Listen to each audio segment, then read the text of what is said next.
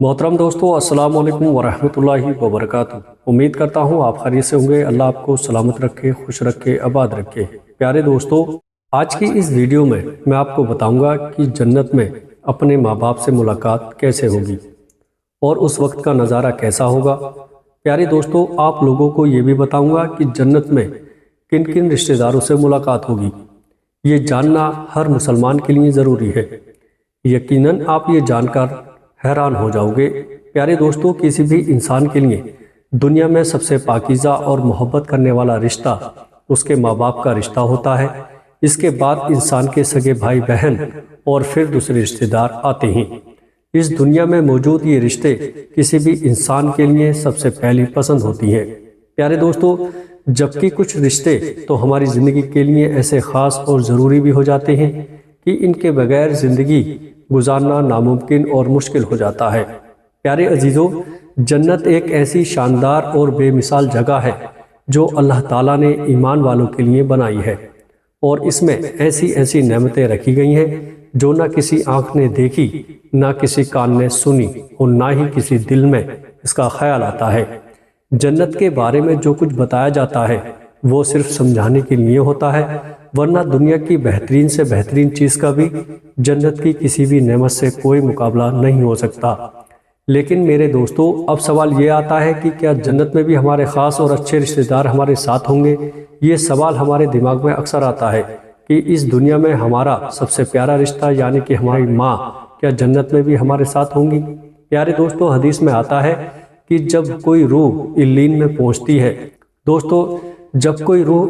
میں پہنچتی ہے تو وہاں پر موجود روحیں اس سے ملنے آتی ہیں اور دنیا میں اپنے رشتہ داروں کے بارے میں پوچھتی ہیں۔ اس طرح سے جب کوئی انسان مرنے کے بعد علیین میں پہنچتا ہے تو اس کے رشتہ دار اسے ایسے ملتے ہیں جیسے کسی دور دراز سے آنے والے مسافر سے ملاقات کی جاتی ہے، اور دونوں آپس میں مل کر بہت خوش ہوتے ہیں۔ اللہ تعالیٰ ارشاد فرماتا ہے،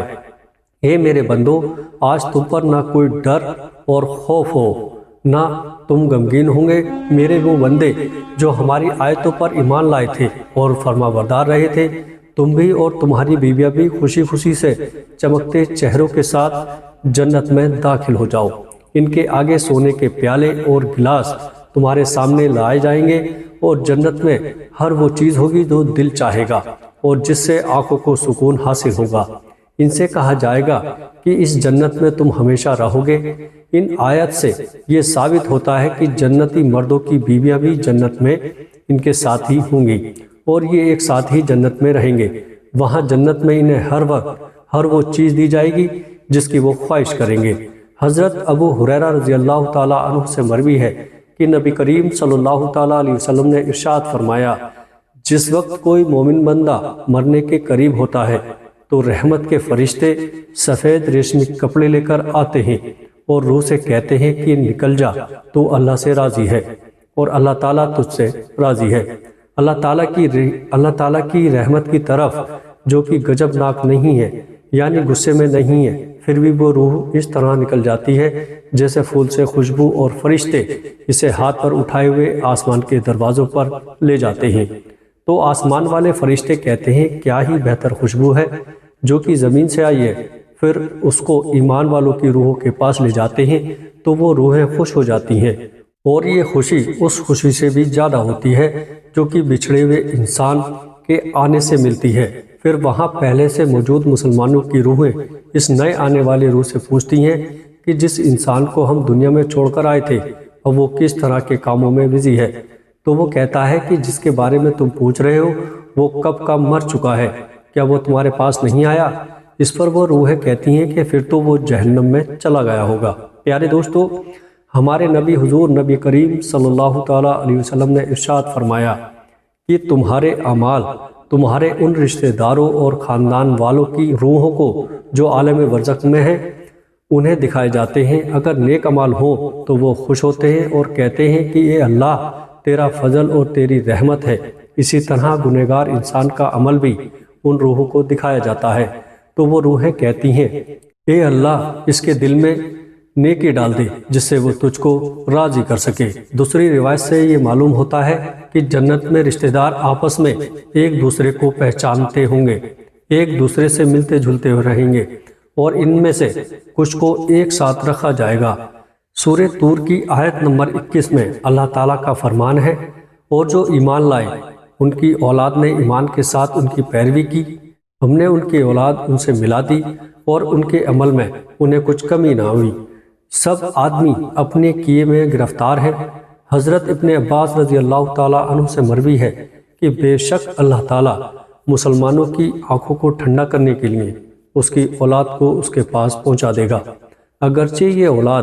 اپنے اعمال کے حساب سے اس درجے تک نہ پہنچتی ہو۔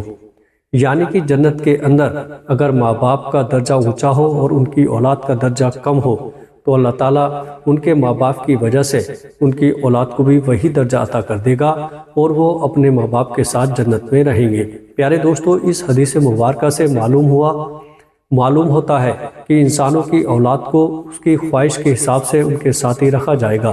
جو لوگ جنت میں جائیں گے تو یقیناً یہ وہ لوگ ہوں گے جنہوں نے اس دنیا میں نیک اعمال کیے ہوں گے، جبکہ ایسے لوگ بھی ہوں گے جنہوں نے گناہ کیے ہوں گے لیکن اپنے گناہوں پر شرمندہ ہو کر اس دنیا میں اللہ تعالیٰ سے معافی مانگ لیے ہوں گے اور سچے دل سے توبہ استغفار کر لیے ہوں گے، تو اللہ تعالیٰ ان کو معافی کر کے جنت میں پہنچا دے گا، جہاں اللہ تعالیٰ ان کی ہر خواہش پوری کر دے گا اور اس سے دنیا میں جو کچھ گناہ ہوئے تھے وہ سب بھلا دیے جائیں گے، کیونکہ جنت میں چین اور سکون کی جگہ ہوگی جہاں برے خیالات اور غم و غصہ کی کوئی گنجائش نہ ہوگی،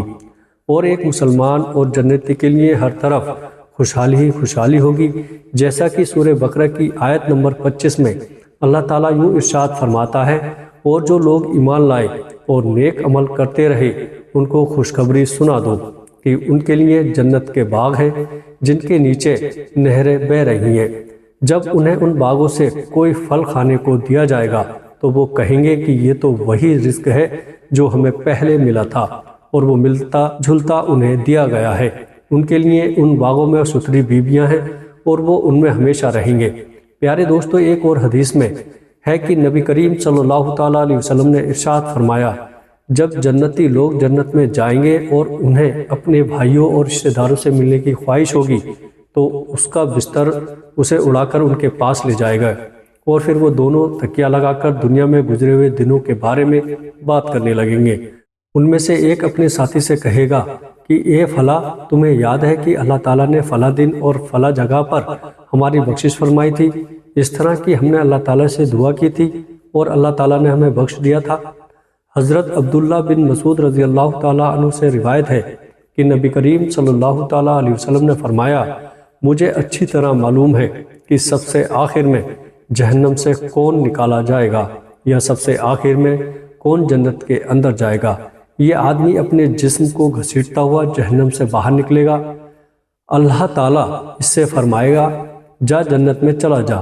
وہ جنت میں جائے گا تو اسے خیال آئے گا کہ شاید یہ بھری ہوئی ہے، وہ واپس لوٹ کر درخواست کرے گا کہ اے رب، یہ تو بھری ہوئی ہے۔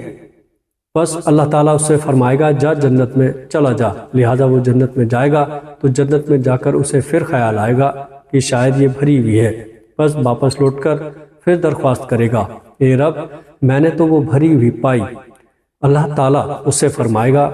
جا اور جنت میں چلا جا، کیونکہ تیرے لیے جنت میں دنیا کے برابر بلکہ اس سے 10 گنا زیادہ حصہ ہے۔ پیارے دوستو، اللہ تعالیٰ غفور الرحیم ہے اور اس کی ذات بہت ہی مہربان ہے۔ یہ ایک انسانی ہے جو کہ اللہ تعالیٰ کی طرف لوٹ کر نہیں جاتا اور اپنی زندگی اللہ تعالیٰ کے حکم کے مطابق نہیں گزارتا۔ دنیا کی ہر ایک چیز اللہ تعالیٰ کا ذکر کرتی ہے، لیکن ایک انسان ہے جو کہ کھاتا اپنے اللہ کا ہے لیکن پھر بھی اس کے ذکر سے منہ موڑے ہوئے ہے۔ حالانکہ اللہ تعالیٰ نے اپنے بندوں کے لیے آخرت کے اندر ان گنت چیزیں تیار کر رکھی ہیں، اور جس طرح یہ دنیا کے اندر سسٹم چل رہا ہے اسی طرح کا سسٹم آخرت میں بھی چل رہا ہے، اور جس طرح ہم دنیا کے اندر اپنے گھروں میں رہتے ہیں، اپنے رشتہ داروں کے ساتھ رہتے ہیں، اپنے ماں باپ کے ساتھ رہتے ہیں، اسی طرح آخرت میں بھی جنت میں ہم اپنے رشتہ داروں کے ساتھ اور اپنے ماں باپ کے ساتھ رہیں گے، لیکن اس کے لیے شرط یہ ہے کہ علامہ اقبال رحمۃ اللہ علیہ ارشاد فرماتے ہیں کہ محمد سے وفا تو نے تو ہم تیرے ہیں، یہ جہاں چیز ہے کیا لوح قلم تیرے ہیں۔ اللہ تعالیٰ سے دعا ہے کہ اللہ پاک ہمیں نیک عمال کرنے کی توفیق عطا فرمائے اور ہمیں گناہوں سے محفوظ رکھے، آمین۔ السلام علیکم ورحمۃ اللہ وبرکاتہ۔